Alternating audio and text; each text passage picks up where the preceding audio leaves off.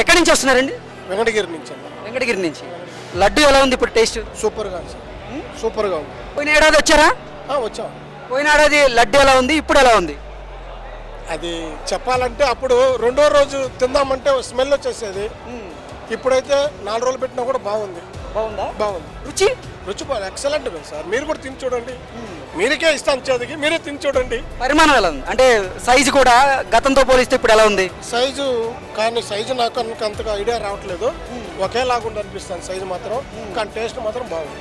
వాసన చెప్పండి. అంటే గతంలో అసలు వాసన చూస్తే అంత వాసన వచ్చేది కాదు అనేది కూడా కొన్ని ఆరోపణలు ఉన్నాయి. అవునవును. ఇప్పుడు మన గుడి కాదు కదా, ఆంజనేయ స్వామి గుడి దగ్గర మనం ఉన్నామంటే ఈ స్మెల్ వస్తుంది ఇప్పుడు ప్రస్తుతానికి. ఇది వరకు తయారు చేసే పక్కకు వస్తే దాకా వాసన తెలియదు. అది ఇప్పుడు మాత్రం అది మాత్రం పక్కాగా ఆంజనేయ స్వామి కాడ గుడి కాడ నిలబడుకొని మీరు చూడండి, ఖచ్చితంగా వాసన